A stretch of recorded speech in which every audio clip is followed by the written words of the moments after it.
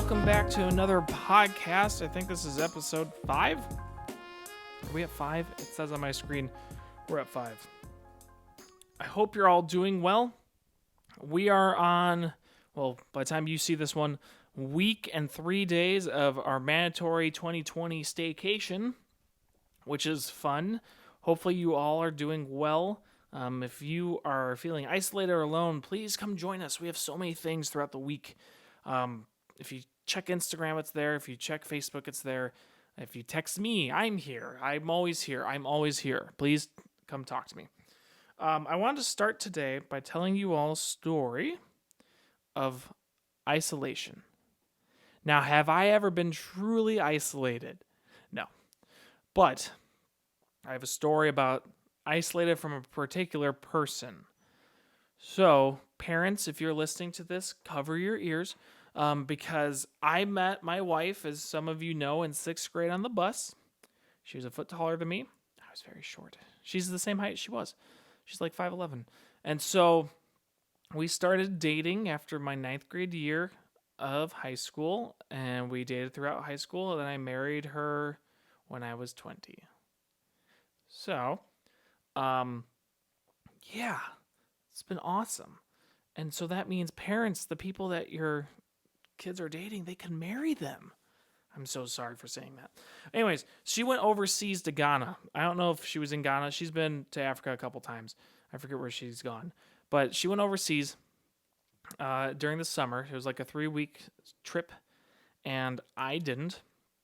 And if you've ever had someone go overseas, you know it's kind of hard to contact them at any point of time, especially on short range trips, because they just say, just turn your phones off.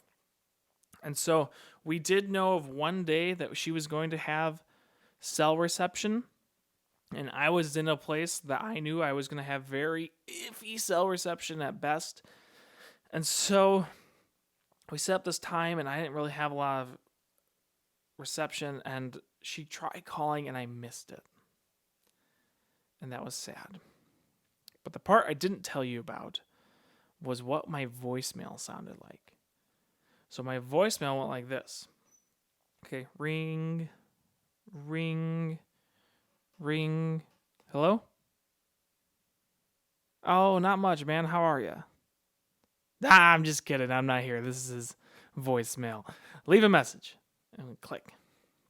And so what I didn't know was my wife, my now wife, my then girlfriend, called. Didn't feel my phone because I didn't have cell phone service. And it went ring, ring, ring. And she went, and I was like, hello? And she's like, hey. And I said, hey, how are you? Not much, man. She's like, what? I'm just kidding. I'm not here. Yeah, I'm pretty sure I made her cry. Not a good thing to do. Don't be like me. Don't be like me. That's not a fun voicemail. But it was a time when I was very isolated away from Julia. And this is a time that we can be these days during, what are we going to call this year in the future? I bet like COVID 2020. I'm sure that's what we'll call it. So during COVID 2020, there's times that we feel isolated because we feel isolated all the time. I'm currently making a list of board games to play to pass the time at night because we can't go out. We can't do anything. And so I've read the new reports of how long we need a social distance from each other, and that just kind of really bummed me out. I'm an extrovert, and so I'm just like, I can't be around people right now. This really just stinks. And so I'm bummed out, and I was trying to think of what we should do for a podcast here, and then I got an idea. Let's talk about Paul. Paul has been isolated before. A lot, actually. So I went through the book of Colossians, which is a letter that he wrote. And I want to give you an overview and then go to the very end of the chapter. So he writes about being thankful and praying and talks about Christ and how we should put on the new self of Christ and how family should work, and then continuing to pray and walk in wisdom. And then in verse 18, let me read it for you. I, Paul, write this greeting with my own hand. Remember my chains. Grace be with you. Remember my chains. Because this is one of the epistles that he wrote when he was in chains, when he was in prison. Now, I'm not sure how much contact prisons have back then, especially. Because, kids, they didn't have, like, phones or internet or cars or airplanes. Yeah, I know. It's a crazy time. It's called the Dark Ages. Yes. That's what they're called. It's not. It's called, I don't know, the Classic Period? I think it's the Classic Period. But Paul writes these things not saying like, oh, woe is me. I don't know what to do here. I'm bored. But he says, be thankful to God. Let me talk to you about Christ. Make sure that you are acting like Christ in whatever you're doing. Also, please remember my chains. He was isolated. He was alone. And in that, he was still on mission. He was still trying to push Christ forward in everything that he did. And that, I think, right there for us is the best piece of advice that I can give us at this time. It doesn't matter what we're doing. It doesn't matter who we can't see or what is happening in our world. Our mission as Christians is to push Christ forward as we worship him, to show other people who Christ is. And so, I don't know what you're doing in your neighborhood. If anything, you might just be sitting there. But you have a chance to serve your neighborhood and push Christ. We all have that chance. And I am challenging you, besides the ISO with Jesus challenge, I am challenging you to find ways that you can safely serve your neighborhood. So I'll give you an example, and I'll throw the picture right here. We did in our neighborhood, and I'm not saying this to brag, I want to be very clear with that.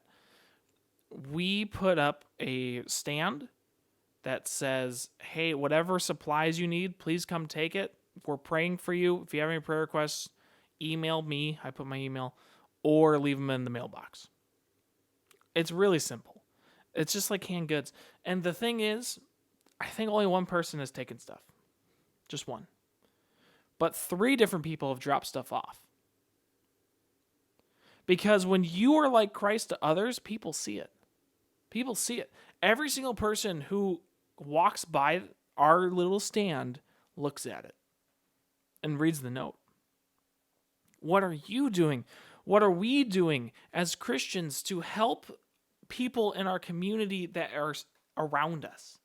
Most of us live in either apartment buildings or we live in neighborhoods. There's very few that are isolated on a farm somewhere. What are we doing to reach people for Christ in our general area? Are we hiding in our houses? Sure. But we can still be outreaching people. There's things called letters. You can make a Facebook page for your neighborhood, which is what I'm going to do later today. Kim Anderson gave me the idea. Shout out to Kim. So, I want to challenge you all to do something for your neighborhoods.